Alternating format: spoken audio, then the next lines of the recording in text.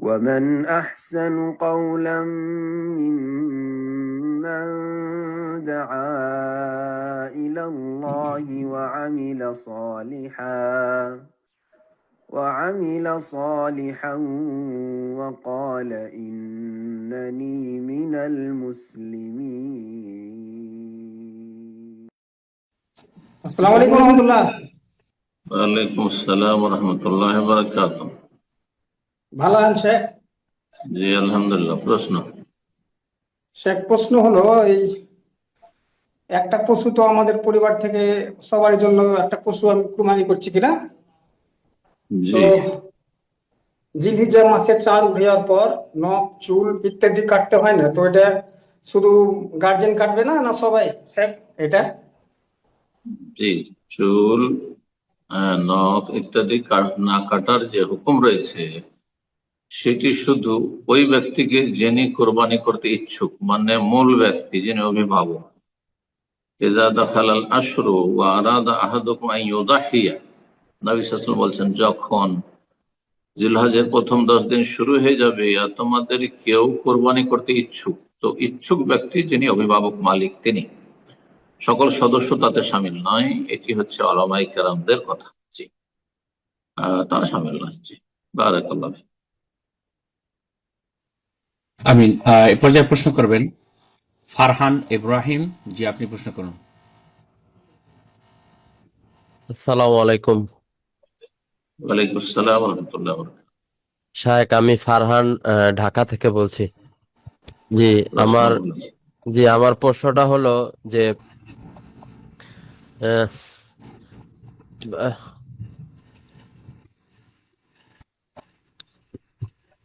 আমার এখানে একটু আজান হচ্ছে, আমাকে কি একটু পরে সুযোগ করে দেওয়া যায়? ঠিক আছে, ইনশাল্লাহ আপনি পরবর্তীতে প্রশ্ন করেন। জি আমরা আরেকজনকে সুযোগ করে দিচ্ছি। আপনি লোয়ার হ্যান্ড করেছেন, এনিওয়ে তো ইনশাল্লাহ এ পর্যায়ে প্রশ্ন করবেন। প্রথম কথা, আজান শোনা আর আজানের জবাব দেওয়া কোনো ওয়াজিব কাজ নয়। তার চাইতে বেশি গুরুত্বপূর্ণ আপনার প্রশ্ন করে না। কথা বোঝা গেছে? এগুলো ভুল। এইদিকে আপনি প্রশ্নের জন্য ডিস্টার্ব করে আবার এইদিকে তারপর বলে আজান শুনি আজানের জবাব দিই, এগুলি দিন সম্পর্কে সঠিক জ্ঞান নয়। জি আপনার এলম শিক্ষা আপনার আমল, নফল সুন্নত আমলের চেয়ে বেশি গুরুত্বপূর্ণ। বারাকাল্লাহ। আমিন। এ পর্যায়ে প্রশ্ন করবেন আনসার। জি আপনি প্রশ্ন করুন।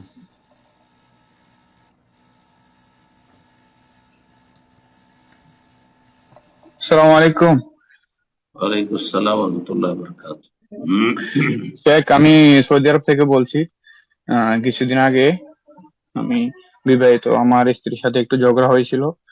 তখন আমি তাকে এক বৈঠকে হয়তো 3-4 বার তালাক কথা উচ্চারণ করি।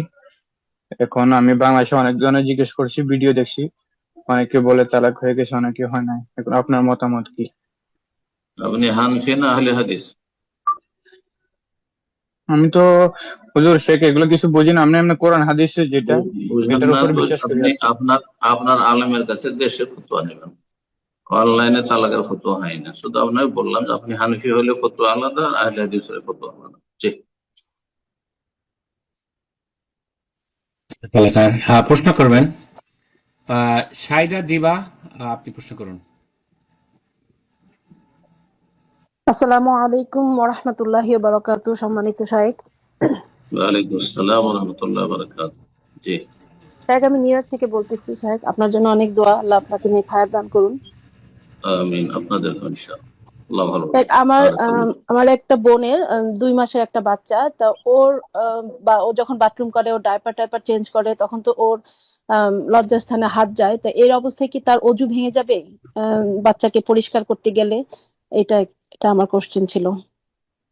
হাদিসে যেহেতু রয়েছে মান মাসসা যাকারাহু ফালিয়াতাওয়াদ্দাহ, যে ব্যক্তি নিজের লজ্জাস্থান স্পর্শ করবে, এই হাদিস থেকে অধিকাংশ উলামায়ে কেরামদের মত যে অন্যের লজ্জাস্থান মানে মানে ছোট বাচ্চাদের লজ্জাস্থান পরিষ্কার করতে গিয়ে যদি স্পর্শ হয় তাতে ওযু নষ্ট হবে না।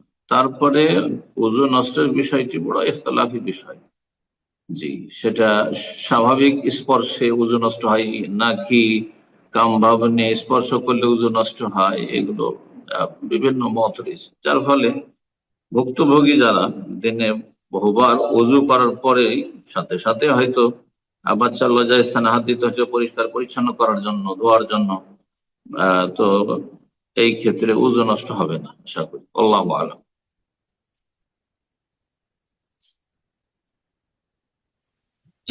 জাযাকাল্লাহ খায়ের। এ পর্যায়ে প্রশ্ন করবেন সাব্বির ইসলাম। জি, আপনি প্রশ্ন করুন।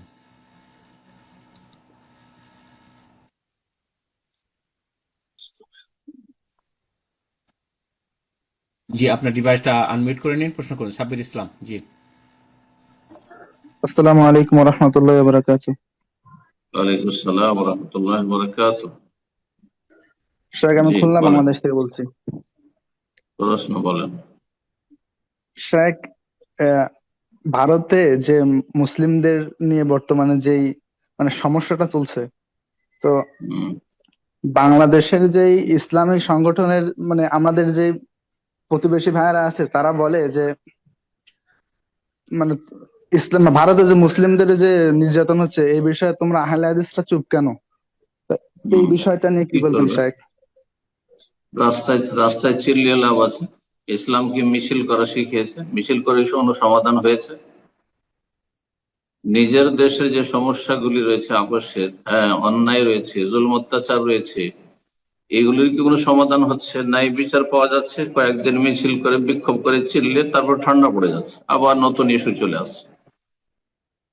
এই গণতান্ত্রিক পদ্ধতিতে যতগুলি কার্যক্রম রয়েছে সবগুলি ইসলাম বিরোধী, কোনটা ইসলাম সমর্থন করে না। আপনি ওখান থেকে চিল্লে চেঁচামেচি করে করবেনটা কি? প্রতিবাদ করছি, আপনার প্রতিবাদকে শোনে।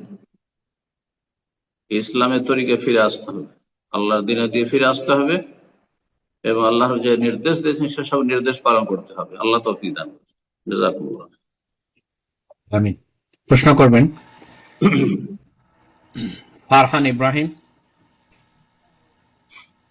জি, আপনি প্রশ্ন করুন। জি, আসসালামু আলাইকুম শায়েখ। ওয়ালাইকুম আসসালাম ওয়া রাহমাতুল্লাহি ওয়া বারাকাতুহু। জি জি, জি বলেন। শায়েখ, আমি ফারহান, ঢাকা থেকে বলছিলাম। আমার প্রশ্নটা হলো যে আল্লাহর নামে ওয়াদা করা আর আল্লাহর নিকট ওয়াদা করা দুটা কি একই জিনিস? আহ, আল্লাহর নিকট আমরা সচরাচর যে ওয়াদা করি সেটা যদি ভঙ্গ হয়ে যায়, সেক্ষেত্রে কি নর্মাল যে সূরা মায়েদায় কসমের কাফারার বিধানটা আছে সেটা কি কার্যকর হবে? কসম করলে কসম, আর যদি ওয়াদা করেন তো ওয়াদা খেলাফি যদি করেন তো আপনি আল্লাহর সাথে ওয়াদা, আল্লাহর নামের আপনি অবমাননা করেছেন। ওমা কাদারুল্লাহ হাক্কা কাদরিহি, আল্লাহর নামে ওয়াদা করেন অথবা আল্লাহর সাথে ওয়াদা করেন, এই ওয়াদার কোনো যদি মূল্য না রাখেন অথচ সেটা আপনার পক্ষে পুরা করা সম্ভব, তাহলে অবশ্যই কাবিরা গুনাহ। কারণ কাফারা, আপনি তো আর কসম করেন যে কাফারার কথা বলুন, কথা বোঝা গেছে? যদি আপনি কসম করে থাকেন, আল্লাহর কসম করে বলছি, তাহলে তখন সেটা ভঙ্গ করলে কাফারা আছে। ওয়াদা করেছেন, ওয়াদা খেলাফ মুনাফিকি করেছেন, এবং এর জন্য আল্লাহর কাছে জিজ্ঞাসিত হবেন হাসর মাঠে। তওবা করেন, আর যদি সম্ভব হয়, আপনার শক্তি সামর্থ্য থাকে, তো অবশ্যই সে ওয়াদা পূরণ করেন। আল্লাহর সাথে ওয়াদা করেন, আর মানুষের সাথে আল্লাহর নামের দোহাই দিয়ে ওয়াদা করেন। কথা বোঝা গেছে? আল্লাহ তাআলা। আর যদি কেউ অপারগ হয় তো লা ইউকাল্লিফুল্লাহু নাফসান ইল্লা ওয়াসআহা, ওয়াদা করেছিলাম হ্যাঁ আল্লাহর নাম নিয়ে যে তোমাকে ধার দেব, কিন্তু অভাব হঠাৎ করে এমন হয় নিজে অভাব দিতে পারলেন না, আপনি তোমাকে সাহায্য করবো, সাহায্য করতে পারলেন না, নিরুপায় হয়ে গেলেন, তো আল্লাহ মাফ করবেন। জি। এ পর্যায়ে প্রশ্ন করবেন রিম্পা। জি, আপনি প্রশ্ন করুন।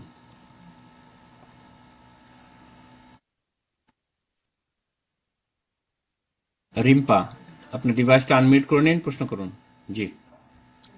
আসসালামু আলাইকুম শাইখ, আমি বাংলাদেশ থেকে বলছি।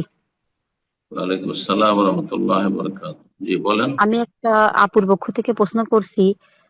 আপুটার জামাই এবং তার মায়ের সাথে 8-9 বছর আগে জিনা হয়ে যায়, এবং এই অবস্থায় একবারই হয়, ওইটা ভুল ক্রমে হয়ে যায়। তারপর তারা তওবা ইস্তেগফার করে এবং সংসার জীবন চালিয়ে যায় ভাবে। আপুটা জানে না কোনো কিছু, এর ভিতরে একটা বাচ্চাও হয়ে যায়। তো কিছুদিন আগে আপুটা জানতে পারে, এবং স্থানীয় ভাবে যে কওমি মাদ্রাসা আছে সেখান থেকে ফতুয়া নেওয়া হয়। তারা বলে যে তাদের সংসার আর করা যাবে না একসাথে, তারা মানে আজীবনের জন্য হারাম হয়ে গেছে। এখন তারা যে হারাম বলল, এটা তারা কোন সহিহ দলিলের উপর ভিত্তি করে বলল? আর আপনার একটা আলোচনায় আমি শুনছি যে জেনার কারণে কোনো বৈবাহিক সম্পর্ক এরকম হারাম হবে না। যদি হারাম না হয়ে থাকে, তাহলে এর জন্য পরকালে আল্লাহর কাছে কোনো দায়ভার জবাবদিহি করতে হবে কিনা, বা যদি একসাথে সংসার করার উপায় থাকে, তাহলে তারা হচ্ছে জেনার কাতারে পড়বে কিনা, মানে স্বামী স্ত্রী দুইজন জেনার কাতারে পড়বে কিনা। এই দুইটা প্রশ্ন আমার। স্বামী স্ত্রীর সম্পর্ক ঠিক আছে, আর ওই যে জেনাকারী জেনা করেছে, তার মা জেনায় লিপ্ত হয়েছে, তারা জেনাকারী তারা যদি খালেস অন্তরে তওবা না করে তাহলে জাহান্নামের সম্মুখীন হবে। দুনিয়া আখিরাতে কঠিন আযাব রয়েছে জেনাকারীদের জন্য। কথা বোঝা গেছে? বিবাহিত, হ্যাঁ বিবাহিতা, সুতরাং এদের তো বেঁচে থাকার অধিকার নেই। হ্যাঁ, এদের জন্য রজম, মৃত্যুদণ্ড হচ্ছে ইসলামের সাথে, পাথর মেরে সংসার করা, এত বড় অপরাধ করেছে। তাদের খালেস অন্তরে তওবা করা উচিত। জেনা করলো স্বামী, জেনা করলো তার মা, হ্যাঁ মহিলার মা, আর মহিলার বেচারে কি হলো যে বিয়ে নষ্ট হয়ে যাবে, হুরমাত মুসাহারা। এই জেনা ব্যভিচার অথবা এরকম লজ্জা স্থানে নজর পড়ে গেল কোন মাহারামের, সেজন্য স্ত্রী হারাম হয়ে গেল, এই ফতোয়া ভিত্তিহীন ফতোয়া, এই ফতোয়া সহি নাই। যে অপরাধ করেছে সে তওবা করে, আর তার স্বামী যদি তওবা করে আসে তাহলে তার সাথে সংসার করবে, আর এইরকম যদি চরিত্রহীন হয় তার সাথে সংসার করা জায়েজ নয়। এ পর্যায়ে প্রশ্ন করবেন মামুন মুন্সি। জি, আপনি প্রশ্ন করুন। আসসালামু আলাইকুম শাহেখ। ওয়ালাইকুম আসসালাম ওয়া রাহমাতুল্লাহ। জি শাহেখ বাংলাদেশ বাকেরগঞ্জ থেকে বলছি। বলেন। জি, আমরা জাহাজে চাকরি করি, তো আমরা নামাজ কসর করি। এখানে আমরা শুধু ফরজ নামাজগুলো কসর করি, সুন্নাত শুধু ফজরের সুন্নাত 2 রাকাত এবং বেতের 3 রাকাত, এইটা আমরা কখনো বাদ দেই না। এটা কি ঠিক আছে? সফরে বাকি সুন্নাত গুলো আমরা পড়ি না। জি জি জি জি, আমরা জাহাজে চাকরি করি। জি, কিসে চাকরি করেন? আমরা জাহাজে চাকরি করি। কথা ক্লিয়ার শোনা যাচ্ছে না। জি, উনি জাহাজে চাকরি জাহাজে করি। জাহাজে চাকরি করেন, উনি জাহাজে। জি, জাহাজে চাকরি পানি করেন। জাহাজ, জি, যানবাহন। জি, জি জি, পানি জাহাজ। সফর অবস্থায় ফরজ সালাত যেগুলো 4 রাকাত বিশিষ্ট সেগুলিতে কসর রয়েছে। 4 রাকাতকে 2 রাকাত পড়বেন। মাগরিবে কসর নেই, ফজরে কসর নেই, ঠিক আছে। সুন্নত গুলি হ্যাঁ যদি পড়েন জায়েজ, বিশেষ করে ফজরের সুন্নাত আর বেতর পড়বেন, সফরে নবী সাল্লাল্লাহু আলাইহি ওয়াসাল্লাম ছাড়েননি, যেমন বাড়িতেও ছাড়েন, ঠিক আছে। আর বাকি সুন্নাত, জোহরের সুন্নাত, মাগরিবের সুন্নাত, এশার সুন্নাত, এগুলো যদি কেউ পড়ে জায়েজ, ভালো। আর যদি না পড়ে কোনো দোষণীয় না। আল্লাহু আকবার। প্রশ্ন করবেন আব্দুল্লাহ। জি, আপনি প্রশ্ন করুন। আসসালামু আলাইকুম স্যার। ওয়ালাইকুম আসসালাম ওয়া রাহমাতুল্লাহি ওয়া বারাকাতুহু। জি আমি বাংলাদেশ থেকে বলছিলাম। বলেন। স্যার আমার ওই প্রশ্নটা হচ্ছে যে আমি যখন সালাত আদায় করি তখন আর কি আমার ওই লজ্জাস্থানের কথা মনে করে তখন মিলিয়ে যায়, আবার হাঁটতেছি জিকির করতেছি, তো হাঁটার মধ্যে মনে হচ্ছে যে মানে হাঁটতেছি, এর মধ্যে মনে হচ্ছে সুবহানাল্লাহ আমার পায়ের কাছে এরকম কিনা, তো এরকম একটা বিভ্রান্তিকর অবস্থায় পড়ি। পরে সালাদ চালাতে গেলে দেখা গেছে 4 রাকাত সালাদ, এরকম যখন লজ্জাস্থানের কথা মনে পড়ে তখন থেমে যাই। এরপর মনে করেন যে আমার এক পর্যায়ে 4 রাকাত সালাতে প্রায় 40 মিনিট সময় লাগে, এতে আমার খুবই আমি কষ্টকর কিছু হয়ে যায়। বুঝছি না, আপনার কথা এমন ভাবে আসছে অস্পষ্ট বুঝি জি, না, যদি একটু ব্রাদার বুঝে থাকেন আব্দুল্লাহ। এক্সপ্লেন করেন। জি ওস্তাদ, জি আমিও অস্পষ্ট। উনি সলাতে তার না কিছু ওয়াসওয়াসা হচ্ছে বুঝিনি এই আমি, ব্যাপারে। জি, এই আপনার সাউন্ডটা বোঝা মাইক্রোফোনটা যাচ্ছে না। ক্লিয়ার করে নেন। আপনি আবার চেষ্টা করুন কথা বলতে। জি, প্রশ্ন করার চেষ্টা করুন, মাইক্রোফোনটা ঠিক করে শায়েখ নিন। এখন শুনছি। না কিছু বুঝিনি আমি। আমি যখন সালাত আদায় করি স্যার, তখন ওই আমার লজ্জাস্থানের বুঝতে কথা মনে পড়ে যায়। পরে পরে আমি আর সূরা চালাতে পারি না। এরপর আমার প্রায় 40 মিনিট সময় এত লেগে এত যায় আমার। লম্বা কথা না, আপনি সংক্ষেপে বলেন, সংক্ষেপে প্রশ্ন বলেন।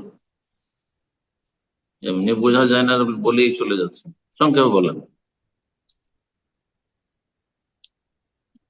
মানে বৃষ্টি পড়তেছে শায়েখ, তাহলে আমি সামনের সপ্তাহে ইনশাআল্লাহ প্রশ্ন করবো না। ঠিক আছে, অন্য কবিতা। জাযাকাল্লাহ খায়ের। এ পর্যায়ে প্রশ্ন করবেন তাওহিদ। জি, আপনি প্রশ্ন করুন।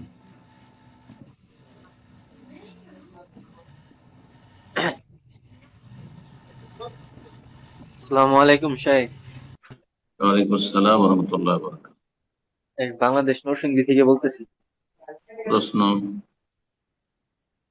শাহেখ, বর্তমান যুগে আসলে আমাদের যে জেলা, আমরা যে জায়গায় থাকি আশেপাশে অনেক ফিকে হানাফি, তাদের মন্তব্য অনেক ভুল আছে। এখন সেই ক্ষেত্রে আমরা সঠিক আকীদাগত ভাবে ইউটিউব থেকে অথবা অনলাইন থেকে যে বিভিন্ন মক্কা মদিনার শায়েখদের কাছ থেকে যে সব বয়ান শুনে থাকি, ওই সকল ভাবে কি আমরা নিজস্ব ভাবে আমল করতে পারবো, অথবা আমরা কোথা থেকে সহি ভাবে আমল শুনে অথবা আমরা জ্ঞান অর্জন করব? কোরআন সুন্নাহর আলেমদের কাছ থেকে শিখবেন, সরাসরি শেখা সম্ভব হয় সবচেয়ে ভালো। আর তার সাথে আপনি অনলাইনে শিখেন, আর সরাসরি শেখা সম্ভব না হয় তো সোশ্যাল মিডিয়াতে যে সব বক্তব্য, পূর্ণ বক্তব্য আছে, আলোচনা আছে, সেগুলো থেকে এলেম শিখবেন, কাটিং থেকে না। 2 মিনিট 3 মিনিট শুনলেন সুবিধাবাদী, আর তারপরে মনে করলেন যে ইসলাম শিখে নিলাম, না, অসম্পূর্ণ। শিখা যথেষ্ট না। যে কোনো বিষয় সম্পর্কে বিস্তারিত শুনবেন শুনতে হইলে, অথবা বিস্তারিত পড়বেন পড়তে হইলে, আর ভালো কোনো আলেমের সংসর্গে থাকবেন, সম্পর্ক রাখবেন, যাতে করে কোনো জায়গায় সংশয় হলে নিরসন করে নিতে পারেন, জিজ্ঞাসা করে নিতে পারেন। বিষয় ক্লিয়ার না হলে ভুল বুঝবেন। কথা বোঝা গেছে? সেলফ স্টাডি করলে অনেক সময় ভুল বুঝে নেবেন, এই জন্য ভালো আলেমের সহযোগিতা অবশ্যই নিতে হবে। আল্লাহ তৌফিক দান করুন। কিন্তু আপনি সোশ্যাল মিডিয়া থেকে দিন শিখতে পারবেন, ইউটিউব থেকে, কোনো অসুবিধা নেই। ধারাবাহিক আলোচনা শুনছেন আর সব বুঝতে পারছেন, যেখানে সন্দেহ হচ্ছে ভালো আলেমকে জিজ্ঞেস করে নিচ্ছেন, ওস্তাদকে জিজ্ঞেস করে নিচ্ছেন, যথেষ্ট। সরাসরি গিয়ে অথবা টেলিফোন বা বিভিন্ন ভাবে যোগাযোগ করে কোনো অসুবিধা নেই। বারাকাল্লাহ। আল্লাহ তৌফিক দান করুন। আমিন। প্রশ্ন করবেন ওয়ারদা। আপনি প্রশ্ন করুন।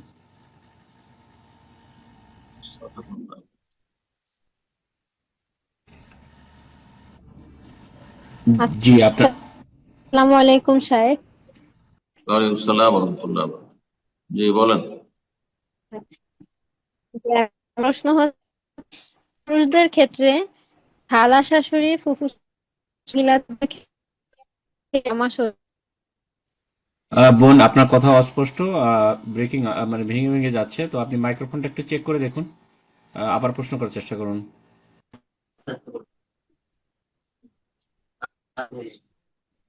আচ্ছা, হচ্ছে এখন শোনা? জি, আপনি চেষ্টা করুন, দেখি সে বুঝতে পারেন কিনা। আচ্ছা, আমার প্রশ্ন হচ্ছে ফুফু শাশুড়ি পুরুষদের ক্ষেত্রে, আর মহিলাদের ক্ষেত্রে চাচা শ্বশুর, মামা শ্বশুর, ওনারা মাহারাম কিনা? চাচা শ্বশুর, মামা শ্বশুর মাহারাম কিনা? না, মাহারাম না। আপনার স্বামীর চাচা, তাই না? আপনার স্বামীর মামা, আপনার মাহারাম না। আপনার স্বামী মারা গেলে বিয়ে জায়েজ, যার সাথে বিয়ে যায় সে মাহারাম নয়। প্রশ্ন করবেন এম.আর. ইব্রাহিম। জি, আপনি প্রশ্ন করুন।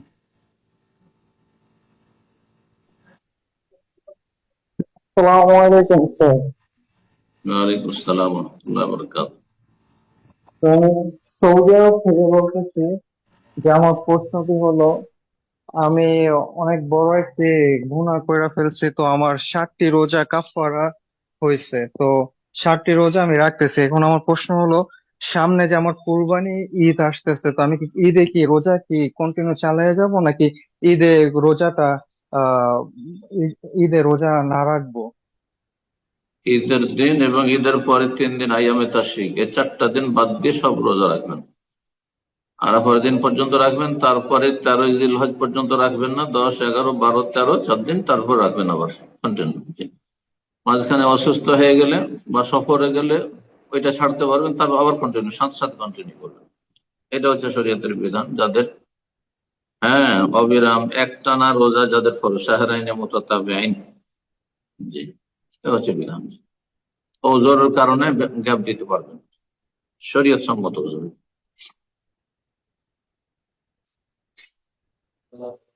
পর্যায়ে প্রশ্ন করবেন ফায়সাল কবির। জি, আপনি প্রশ্ন করুন। আসসালামু আলাইকুম শাহেক, আমি ফয়সাল কবির মালয়েশিয়া থেকে বলতেছি। জি, বলেন। জি, বলছি শাহেক, আমি আসলে 2023 সালে মালয়েশিয়া এসেছি এবং আমার উদ্দেশ্য ছিল যে আমি এখনো বিয়ে করিনি। আমি 10 লাখ টাকা জমায়ে দেশে যে একটা ব্যবসা বাণিজ্য করার নিয়েতে এসেছি এবং আমি হুম, ইনশাল্লাহ 2027 সালে চলেও যাব। কিন্তু এখন আমি একটা কনফিউজড পড়ে গেছি, সেটা হচ্ছে কি যে আমি কি এই টাকা দিয়ে কি হজ করবো আগে, কারণ যেহেতু আমার 10 লাখ টাকা জমানো হয়ে গেলে তো আমার তো হজ খরচ হয়ে যাবে। সেক্ষেত্রে আমি কি হজ করবো নাকি আমি ব্যবসা শুরু করব? এখনো বিয়ে করি না, আর যদি আমি 5-6 লাখ টাকাতে হজ করি সেক্ষেত্রে তো আমার কাছে তো ব্যবসা করার টাকাই থাকবে না। এখন কি করব হুম। আমি? বয়স কত হলো? বয়স 30।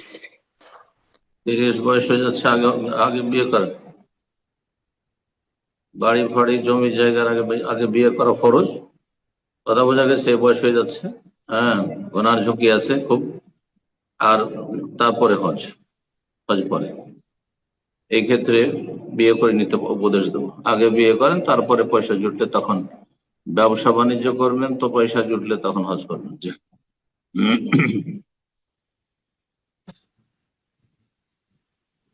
এরপর যা প্রশ্ন করবেন মুখলেস উদ্দিন, জি আপনি প্রশ্ন করুন।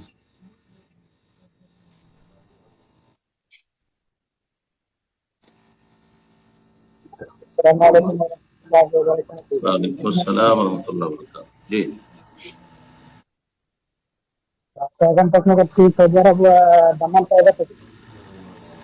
বোঝা যাচ্ছে না। জি, আপনাদের মাইক্রোফোন গুলো একটু চেক করে নিন ইনশাআল্লাহ। আপনার কথা অস্পষ্ট, একটু মাইকটা কাছে নিয়ে কথা বলুন। শাহেখ, এখন শোনা যাচ্ছে? বলেন। আমি সৌদি আরব দাম্মাম তাইবা থেকে বলছি। বলেন প্রশ্ন। আহ, আমার প্রশ্নটা হচ্ছে কি, ওই আকিকা দেওয়ার জন্য যে পশুটা কি বয়স 1 বছরের উপরে হতে হবে নাকি এর থেকে কম বয়স হলে হবে? আর যে যদি মেয়ে মেয়ে ছেলে যদি জন্ম হয় তাহলে পরে বাবার নাম যদি নামের সঙ্গে যুক্ত করতে হয় তাহলে ওইটা কি আগে বাবার নাম আসবে নাকি পরে বাবার নাম আসবে? মানে আকিকা করার সময় বাবার নাম নাকি? না শেখ, না এমনি মেয়ের নামের আগে পিছে বাবার নাম যদি লাগাইতে হয় না, তাহলে আর কি। কোনো লাগানোর প্রয়োজন নেই। আপনার সার্টিফিকেট যদি মনে করেন যে বার্থ সার্টিফিকেটের প্রয়োজন আইনগত, তাহলে লাগাবেন, নাহলে কোনো প্রয়োজন নেই। সাহাবীরা নাম রাখতেন আব্দুল্লাহ নাকি আব্দুল্লাহ বিন জুবাইর, হ্যাঁ, আব্দুল্লাহ বিন আব্বাস, এরকম করে নাম রাখতেন নাকি? এগুলো ফ্যাশন শুরু হয়েছে আজকাল, কথা বলছেন, কোনো প্রয়োজন নেই। ঠিক আছে। আর বাকি আকিকার জন্য ওলামারা বলছেন যে আকিকার পশুর বয়স ওই রকমই হবে যেমন হচ্ছে কোরবানির। যেমন কোরবানি, ক্ষেত্রে অনেকে ভুল করে থাকেন, আল্লাহ মাফ করুন যারা না জানতে ভুল করেছেন। তো কথা হচ্ছে যে 1 বছর বয়স যদি আপনি চান যে আকিকা সহি শুদ্ধ হোক, তাহলে আপনি আকিকা ওই রকমই করবেন যেমন কোরবানির পশু। আকিকা সুন্নাত, যদি পারেন করবেন, তার চেয়ে গুরুত্বপূর্ণ কাজ থাকলে আকিকা করবেন না। ঋণ কর্জা আছে, ঋণ কর্জা পরিশোধ করেন, আকিকা দেবেন না। জি, বারাকাল্লাহ। প্রশ্ন করবেন হাবিবুল চৌধুরী, জি আপনি প্রশ্ন করুন। আসসালামু আলাইকুম ওয়া রাহমাতুল্লাহি ওয়া বারাকাতুহু। ওয়ালাইকুম আসসালাম ওয়া রাহমাতুল্লাহি ওয়া বারাকাতুহু। জি, ভালো আছেন? জি বলেন প্রশ্ন, কোথা থেকে? আমি মুর্শিদাবাদ থেকে বলছি, লালগোলা। প্রশ্ন বলেন। আমার প্রশ্ন হলো যে কিছুদিন আগে আমার একটা দিনু ভাই বলেছিল যে আমরা ওষুধের ব্যবস্থা করি। তো ওষুধে ও বলেছিল যে ওষুধ আমরা ঢুকাবো, এত টাকা দিলে 50-50 আমাদের লাভ থাকবে, তার পরিশ্রম থাকবে, আমাদের পয়সা থাকবে, টাকা। তো নেওয়ার পরে প্রায় প্রশ্ন মিনিমাম বুঝতে ম্যাক্সিমাম পারলাম আমাদের। না, এত লম্বায় বুঝছেন ওনার কথা? জি জি, আপনার কথা সে ঠিকভাবে বুঝতে পারছেন না। আপনি শুরু আমি থেকে বলুন বুঝছি এবং না, আপনি সংক্ষিপ্ত বুঝলেও আকারে চলবে। প্রশ্ন করার চেষ্টা করুন। জি, সংক্ষিপ্ত ভাবে প্রশ্ন করার চেষ্টা করুন। কথাটা যেন বাড়ি খাচ্ছে, বোঝা যাচ্ছে না। জি, প্রশ্ন এখন বুঝতে পারছেন স্যার? এখন বুঝতে পারছি। হ্যাঁ, আমার প্রশ্ন হলো যে কিছুদিন আগে আমার একটা দিনী ভাই, তাদের ওষুধের দোকান আছে, ওষুধের দোকানে সে মানে বলেছে যে তোমরা যদি আমাদের টাকা দাও তাহলে আমরা ওষুধ ঢোকাবো পাইকারিতে, তো আমাদের 50-50 লাভ থাকবে। তা আমাদের টাকা আর তার পরিশ্রম তো ম্যাক্সিমাম 3 মাস টাইম নিয়েছে। তারপরে 3 মাস পরে হয়তো টাকা দেওয়ার সময় বলছে যে আমি সেই টাকাটা এতে লাগাইনি, ওই ওষুধে লাগাইনি, অন্য কাজে লাগিয়েছি, তো ওষুধ টাকাটা নিয়ে পালিয়ে গেছে। তো আমাদের যে 50-50 যে মানে বিষয়টা ছিল, সেটা এখন কি করবে? মানে আমরা তো জানি না যে তাই সে ওষুধে লাগিয়েছে কি অন্য জায়গায় দিয়েছে কি কে নিয়ে পালিয়ে গেছে, এই বিষয়টা আমরা অবগত নেই। কিন্তু সে এখন বলছে পয়সা দেওয়ার সময় যে আমরা অন্য কাজে দিয়েছিলাম, তো আমাদের লস হয়ে গেছে, পালিয়ে গেছে কে নিয়ে পয়সাটা। তো এখন করণীয় কি? আমাদের সেই আসল পয়সাটাই নিবো, না তার যেটা 50-50 মানে ছিল, চুক্তি ছিল, সেটাই নিবো? একটু জানাবেন। আসসালামু আলাইকুম। তার মধ্যে মোনাফেকি রয়েছে। এই যে ওয়াদা আখলাফ, মোনাফেকের বদচরিত্র হচ্ছে প্রমিস করবে, ওয়াদা করবে, ওয়াদা খেলাফি করবে। আপনার সাথে ওয়াদা করেছে সে ব্যবসা করবে আপনার টাকা নিয়ে, আর সে ব্যবসা করেনি, সে হারাম কাজ করেছে, কাবিরা গুনাহ করেছে, তওবা করছে এই ব্যক্তি। কথা বোঝা গেছে? এইরকম দিনই ভাই ইখতিয়ার করবেন না, বর্জন করবেন এগুলো। আল্লাহ হেদায়েত করবে। যা মিথ্যুক, সে মিথ্যা কথা বলেছিস, ধোকাবাজ, প্রতারক। মান গাশশানা ফালাইসা মিন্না, যে ধোকা দেশে আমাদের দলভুক্ত না। নবী সাল্লাল্লাহু আলাইহি ওয়াসাল্লাম। আপনি মূল টাকা নিয়ে নেই। এখন সে যদি বলে যে তাহলে ওই হিসাবে দিয়ে দিচ্ছি, আন্দাজে কিছু টাকা বেশি দিয়ে দিচ্ছি, জায়েজ নয়, হারাম, সুদ এটা। তারও জন্য হারাম, আপনার জন্য হারাম। আপনি টাকাটা নিয়ে রব্বে সাল্লেম সাল্লেম, আল্লাহ হেফাজত করুক এদের অনিষ্ট থেকে। জি, বারাকাল্লাহ। আমিন। প্রশ্ন করবেন সাবিদ, আপনি প্রশ্ন করুন।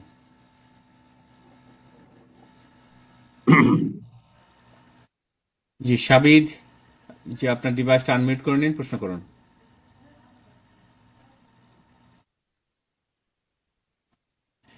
এরপর যা প্রশ্ন করবেন ইমরান বিন নাসির, জি আপনি প্রশ্ন করুন।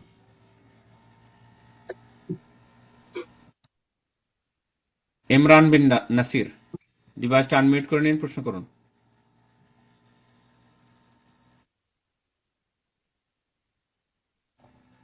ইনশাআল্লাহ আমরা এ পর্যায়ে আরেকজনকে সুযোগ করে দিচ্ছি। এ পর্যায়ে প্রশ্ন করবেন আয়েশা বিনতে শাবাব, জি সাহাব।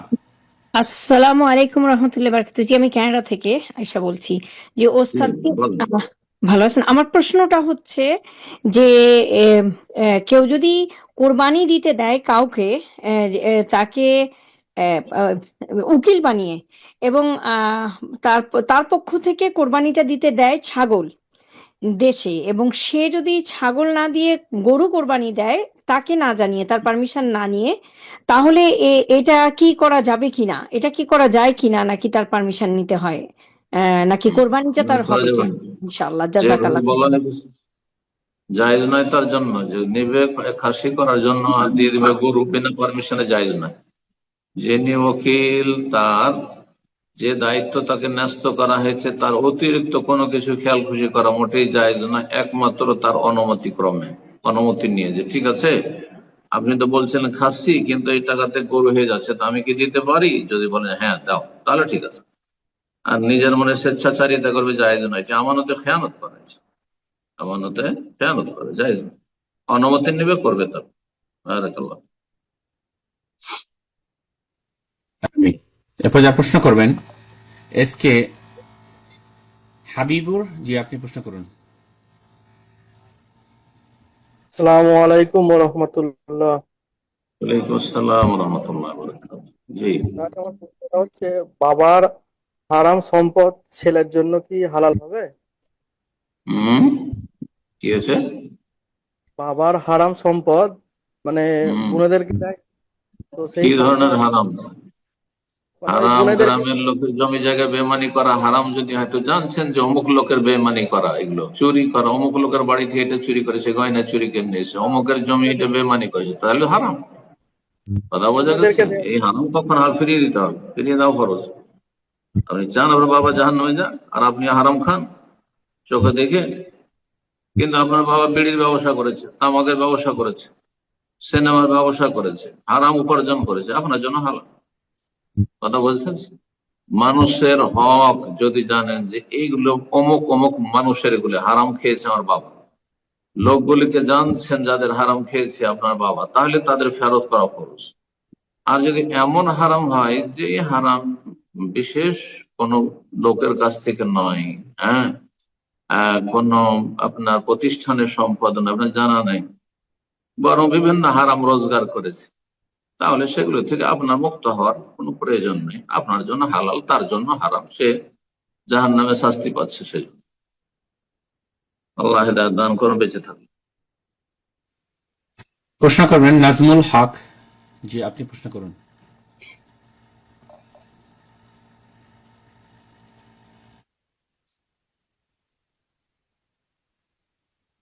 নাজমুল হক, যে আপনার ডিভাইসটা আনমিউট করে নিন, প্রশ্ন করুন।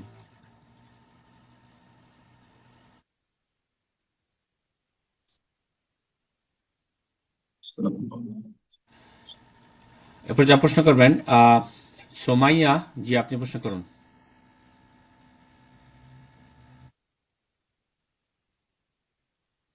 জি, আপনার ডিভাইস আনমিউট হয়েছে, প্রশ্ন করুন সোমাইয়া। সাহেব, ওয়ালাইকুম আসসালাম ওয়া রাহমাতুল্লাহি ওয়া বারাকাতুহু। বলেন প্রশ্ন। আমার প্রশ্ন হচ্ছে, আমাদের এখানে হচ্ছে হানাফি সমাজ, তো আমি মহিলা, তো আমরা কি হচ্ছে আসরে, এখানে আসরে অনেক আগেই তো ওয়াক্ত হয়, এখানে দেরি করে আর কি আজান দেয়, আমরা বাসায় কি আগে সালাদটা আদায় করতে পারবো? অবশ্যই পারবেন, অক্ত হইলে সালাত আদায় করে নিন। মসজিদের বেদাতিরা ফজর আজান বিলম্বে বা আসর আজান বিলম্ব দিচ্ছে, আপনার অপেক্ষা করার কোনো প্রয়োজন নেই। তারা গুনাহগার, আপনি গুনাহগার হবেন না? মোটেই না। আপনি অক্ত হলে সালাত পড়ে নেবেন, বিশেষ করে মহিলাদেরকে বলছি। পুরুষদের ক্ষেত্রে বলবো যে উত্তম হচ্ছে যে আপনি বাড়িতে পড়ে নেন, তারপরে গ্রামে থাকছেন যাতে বেনামাজি না ভাবে লোকেরা, তাদের জামাতে সামিল হয়ে যাবেন। হ্যাঁ, বাড়িতে ঘরে থাকলে, আর নামাজটা পড়ে যদি বাইরে চলে যান, চলে গেছে। এ পর্যায়ে প্রশ্ন করবেন এমডি মঞ্জুর। জি, আপনি প্রশ্ন করুন।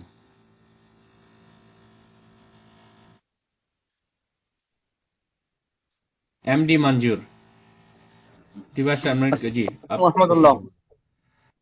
আসসালামু আলাইকুম। জি,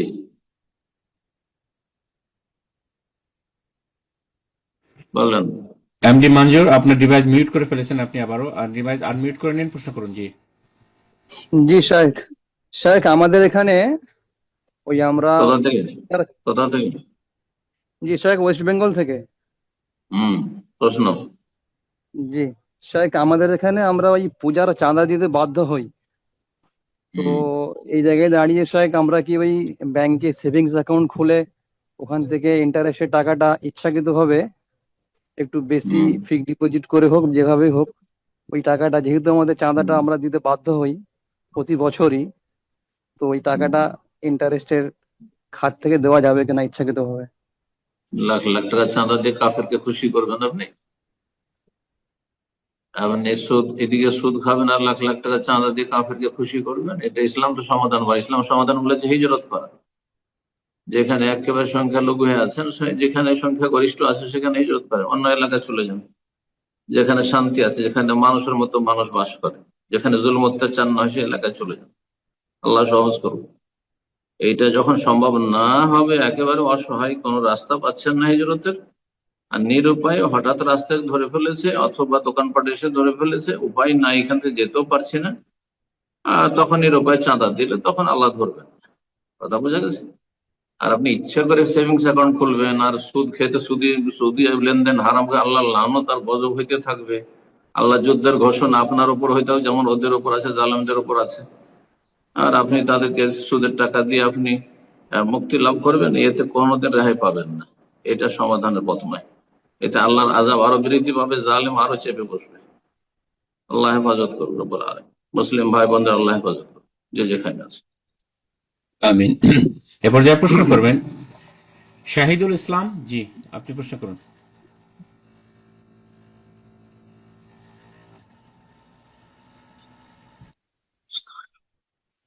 জি, আপনার ডিভাইসটা আনমিউট করে নিন, প্রশ্ন করুন শাহিদুল ইসলাম। আসসালামু আলাইকুম রহমতুল্লাহ। ওস্তাদ জি, আমি বাংলাদেশ দিনাজপুর থেকে বলতেছিলাম। ওস্তাদ জি, আমার প্রশ্নটা হচ্ছে, কথা শোনা যাচ্ছে ওস্তাদ জি? বলেন বলেন। ওস্তাদ জি, আমার প্রশ্নটা হচ্ছে, আমি একজন প্রফেশনাল গাড়ির ড্রাইভার। তো আমি এই হালাল রুজির ক্ষেত্রে দেখা যাচ্ছে বাসে যদি আমি সঠিক বেতনটা নেই, বা আমি যখন ট্রাক চালাইতাম তখন যদি সঠিক বেতনটা নেই, এতে আমার পরিবার, আমার সংসার চালাতে অনেক কষ্ট হয়। তো সেই ক্ষেত্রে আমার করণীয়টা কি? আপনার করণীয় হচ্ছে ওই যে চাকরিতে আপনার পোষাচ্ছে না ছেড়ে দিয়ে অন্য রোজগার করবেন, আল্লাহর কাছে দোয়া করবেন, অন্য রোজগার তলাশ করবেন। এই ক্ষেত্রে এই নয় যে আমার সংসার যেহেতু চলছে না, অল্প বেতন দিচ্ছে, আমি চুরি করা শুরু করবো না, হারাম কাজ। জি, চুরি করা, হ্যাঁ, বেইমানি করা, আত্মসাৎ করা, এগুলি আপনার সমস্যা সমাধান নয়। সমস্যার সমাধান হচ্ছে আল্লাহর কাছে রিজিক তলব করা, আল্লাহর কাছে বরকত চাওয়া, যে আল্লাহ তুমি রিজিক দাও, তো আমার এটা যথেষ্ট হচ্ছে না, আল্লাহ ভালো কাজের ব্যবস্থা করে দাও। জি, দোয়া করেন, আল্লাহ সব দেনে বলা। ন্যায় পথ অবলম্বন করেন, অন্যায় পথ অবলম্বন করবেন না। আল্লাহ হেফাজত করুন, বরকত দান করুন। আমিন। এ পর্যায়ে প্রশ্ন করবেন রুমি রুমি আপনি প্রশ্ন করুন।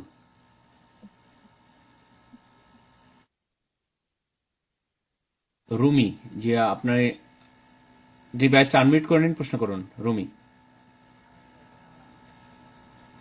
আসসালামু আলাইকুম, শুনতে পাচ্ছেন? জি জি, বলেন। আচ্ছা, আমার ওয়ালাইকুম প্রশ্নটা আসসালাম। হচ্ছে, আমি কানাডা থেকে বলতেছি। তো আমি ইউজুয়ালি উমরা করতে গেলে প্রথমে মদিনা যাই, 2 দিন থেকে তারপরে মক্কা যাই আর কি, উমরার নিয়ত করে। তো হোটেল থেকে এহরাম বাঁধলে কি হবে উমরার জন্য, নাকি এখন শুনতেছি হুলাইফা মসজিদে গিয়ে বাঁধতে হবে? হোটেল থেকে এহরাম করে নিয়ে যখন জুলহালেফা ক্রস করবেন, ট্রেনে গেলে স্টেশন থেকে যখন ট্রেন ছাড়বে তারপরেই, কারণ 10 কিলোমিটার, তো ওই 2, 3, 5 মিনিটের মধ্যে ক্রস করে যাবেন। আর যদি আপনি বাসে যান অথবা প্রাইভেট কারে যান, ট্যাক্সিতে যান, তাহলে তো দেখতে পাচ্ছেন মসজিদের পাশ দিয়ে অতিক্রম করছে, খেয়াল করলে দেখতে পাচ্ছেন। 10 কিলোমিটার মসজিদে নববী থেকে 10 কিলোমিটার কতক্ষণ লাগে মোটামুটি একটা আইডিয়া, 15-20 মিনিট। মসজিদে যাওয়া জরুরি নয়, মসজিদে সেখানে অবতরণ করা জরুরি নয়। হ্যাঁ, সেই জুলহালেফার কাছাকাছি হলে যখন পার করছেন, তার আগে আপনি অন্তরে নিয়ত করে লাব্বাইক ওমরাহ বা লাব্বাইক হাজ্জান যা করছেন আপনি করে নেন। বারাকাল্লাহু ফিক। কিন্তু আপনি হোটেল থেকে সব প্রস্তুতি নিয়ে নিতে পারবেন।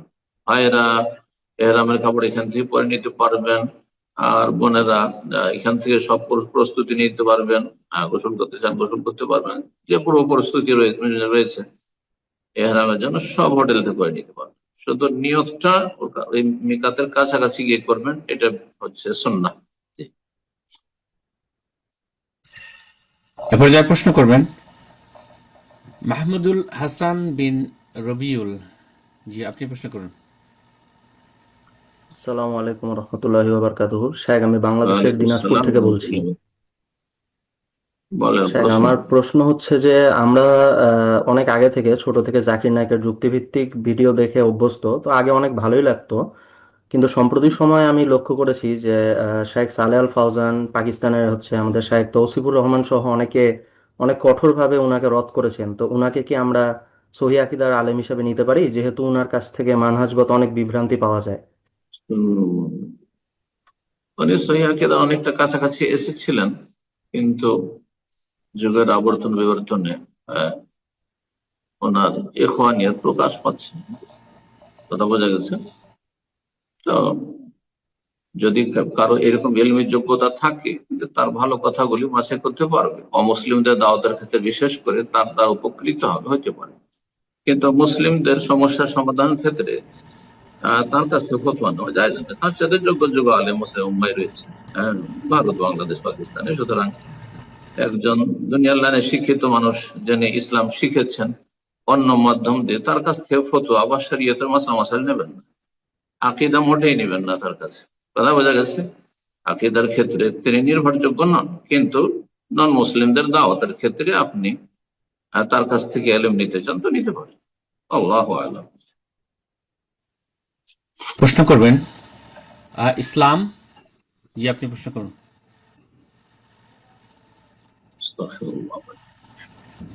জি, আসসালামু আপনার আলাইকুম ডিভাইস,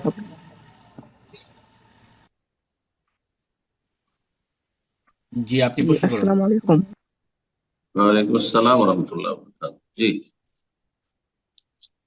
জি আমি বাংলাদেশ থেকে বলছিলাম শাইখ।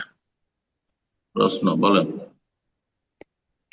জি আমি বলতেছিলাম যে আমার কিছুদিন ধরে একটু সমস্যা হচ্ছে। আমি এখন ছোট্ট, ধরতে গেলে আমি এখন বয়স 16 এরকম। তো সমস্যাটা হচ্ছে কি, আমার সবসময় যে শিরক বিষয়ে চিন্তা হয়। মানে এমন একটা চিন্তা আসছে, ধরেন যার ভিতর কোনো শিরকের কোনো প্রশ্নই নেই, তাও মনে হয় শিরক হয়ে যাচ্ছে বারবার, এরকম হচ্ছে। বা গণিত করছি, অঙ্ক করছি, এরকম বারবার মনে হচ্ছে শিরক হয়ে গেল, এমন একটা চিন্তা করছি।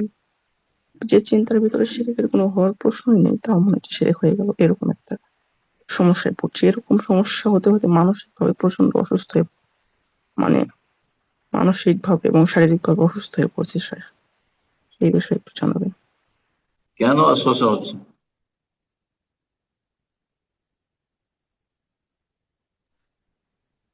একরাম ভাই অস্বস্তির কথা বলতে চাইছেন না? আমি ওয়াসওয়াসা নাকি আমি সঠিক জানি না এই বিষয়ে যে কি সমস্যা নাকি। কেনই বা এরকম হবে?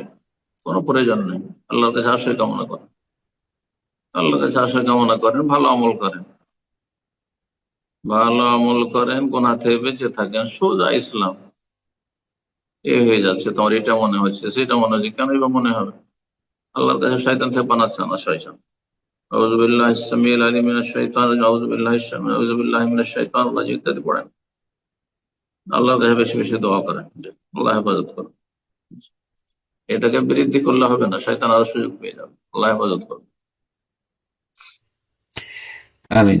আমরা প্রোগ্রামে একদম শেষ পর্যায়ে চলে এসেছি, আর একটি প্রশ্নের মাধ্যমে ইনশাআল্লাহ আমাদের আজকের প্রোগ্রাম শেষ হয়ে যাবে। যারা প্রশ্ন করার জন্য হ্যান্ড রেজ করেছেন, অনেকে প্রশ্ন করতে পারলেন না, ইনশাআল্লাহ আগামী প্রোগ্রামে আপনাদের প্রশ্ন করে নেব।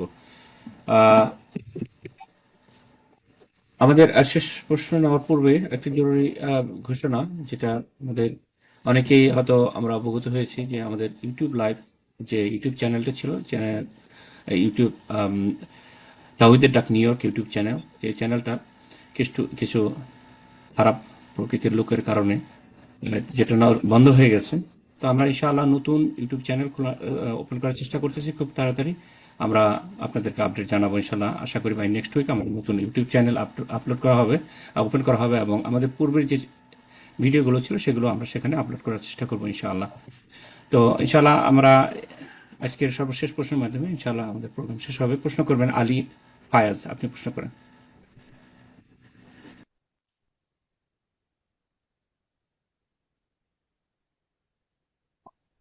আসসালামু আলাইকুম শেখ। ওয়ালাইকুম আসসালাম ওয়া রাহমাতুল্লাহি ওয়া বারাকাতুহু। আমি ফ্রান্স বলেন। থেকে বলছি। শেখ, এখানে আমি দার্সে আমাদের ইমাম সাহেব বললেন যে আমাদের মসজিদ এখানে আপনার ভাড়া করা, এখানে মেরি থেকে মানে সিটি কর্পোরেশন থেকে 5 বছরের অথবা 3 বছরের ভাড়া থেকে আমরা এই মসজিদটা চালাই। তো উনি বললেন যে এটা ভাড়া করা মসজিদ করে নামাজ পড়া নাকি মাকরু। তা উনার কথা হলো আমাদের মসজিদ কিনতে হবে, কোন জায়গা কিনতে হবে, না হলে এভাবে নামাজ আদায় করা মাকরু। এটা কি, এটা সম্বন্ধে জানতে চাচ্ছিলাম। তো রাস্তার পাশে যেগুলো সরকারি জায়গা, খেলার ফিল্ড, সেখানে নামাজ পড়ার হুকুম কি? ওটা মাকরু না? তাহলে জাহেলদের ফতোয়া। বাংলাদেশি কোন ইমাম নাকি?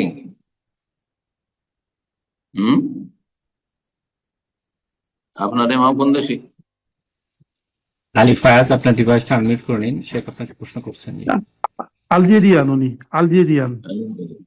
আল্লাহ হেদায়েত করেন এশিয়ান আরবদেরকে। পশ্চিমা দেশে যেসব আরবরা শেখ হয়ে বসে আছে, অধিকাংশ শেখ না, অধিকাংশ শেখ নাই, এলমি যোগ্যতা নেই, আরবি ভাষা দিয়ে সবকিছু চালাবার চেষ্টা করে, যার ফলে এলমের অভাব নিয়ে তারা বড় বড় কথা বলে। হয়তো বা উৎসাহিত করতে চেয়েছে যে এভাবে কতদিন চালাবে, আর নিজের মসজিদ করেন। এটা নিঃসন্দেহে উত্তম যে একটা স্থায়ী মসজিদ করবে, কিন্তু যতক্ষণ পর্যন্ত মসজিদ বানাতে পারেননি, ভাড়া বাসায় একটা ভাড়া রুম নিয়েছেন বা বিল্ডিং নিয়েছেন, কোনো কিছু ভাড়া নিয়েছেন, সেখানে সালাত আদায় করছেন, সেটা বাইরে রাস্তাঘাটের পাশে ফিল্ডে সালাত আদায় করা চাইতে ভালো। আর নবী সাল্লাল্লাহু আলাইহি ওয়াসাল্লাম আল আরদু কুল্লুহা মসজিদ, আল্লাহর জমিন সবটাই মসজিদ, আল্লাহর জমিন সবই মসজিদ। কথা বোঝা গেছে? তো যখন আল্লাহর জমিন সব জায়গায় মসজিদ, একমাত্র নাপাক জায়গা, বিশেষ বিশেষ কিছু জায়গা নাপাক জায়গা, সেখানে বিশেষ বিশেষ জায়গাগুলি সেজন্য নিষেধ করা হয়েছে। আর বাকি আল্লাহর জমিন আল্লাহর, সুতরাং আল্লাহর ইবাদত আল্লাহর জমিনে, এর জন্য আপনি বেশি হক রাখেন, আপনি বেশি হক রাখেন। যারা বাধা দিচ্ছে তারা হক রাখে না, তারা অন্যায় করে।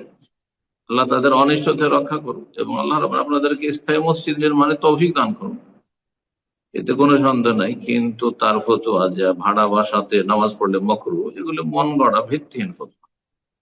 আল্লাহ হেদায়েত দান করুন। বারাকাল্লাহু ফিকুম। জাযাকাল্লাহ খাইর। জি উস্তাদ জি, আজকে এখানে শেষ করা যাক, ইনশাআল্লাহ দোয়া করে শেষ করে দিন। জাযাকুমুল্লাহ খাইর, বারাকাল্লাহু ফিকুম। দোয়া করি যেসব ভাই বোন আমাদের সাথে থাকলে তাদের জন্য বিশেষ ভাবে, আর মুসলিম ভাই বোনদের জন্য দোয়া করি। সারা বিশ্বে যেখানে মজলুম, নির্যাতিত, অসহায় মুসলিম ভাই বোন প্রতিকূল অবস্থায় জীবন যাপন করছেন, আর তারা দিন দুনিয়ার ক্ষেত্রে ক্ষতিগ্রস্ত হচ্ছেন জালেম কাফেরদের পক্ষ থেকে, আল্লাহ রাব্বুল আলামিন তাদেরকে বিশেষ হেফাজতে রাখুন। সমস্ত অনিষ্টকারী জালেমের জুলুম থেকে আল্লাহ তাদেরকে রক্ষা করুন, জালেমকে আল্লাহ প্রতিহত করুন। আল্লাহ রাব্বুল আলামিন জালেমকে ধ্বংস করুন, মাজলুমকে আল্লাহ সাহায্য করুন। ভালো মানুষদের সাথে আমাদের থাকার তৌফিক দান করেন, খারাপ মানুষদের থেকে আমাদের দূরে থাকার, তাদের অনিষ্ট থেকে দূরে থাকার তৌফিক দান করুন। আল্লাহ আমাদের ঈমান আমলের হেফাজত তৌফিক দান করুন, সীমা লঙ্ঘন থেকে আল্লাহ বাঁচিয়ে রাখুন। ভালো কথা কাজের মাধ্যমে সময়কে পার করার তৌফিক দান করুন। কালেমা তাইয়্যিবা আল্লাহ রাব্বুল আমাদেরকে মওত দান করুন। রব্বানা আতিনা ফিদ দুনিয়া হাসানাহ ওয়া ফিল আখিরাতি হাসানাহ ওয়া কিনা আযাবান নার। রব্বানা আতিনা মিন লাদুনকা রাহমাতাও ওয়া হাইয়্যি লানা মিন আমরিনা রাশাদা। ربنا هب لنا من ازواجنا وذرياتنا قرة اعين واجعلنا للمتقين اماما. سبحان ربك رب العزة عما يصفون وسلام على المرسلين والحمد لله رب العالمين.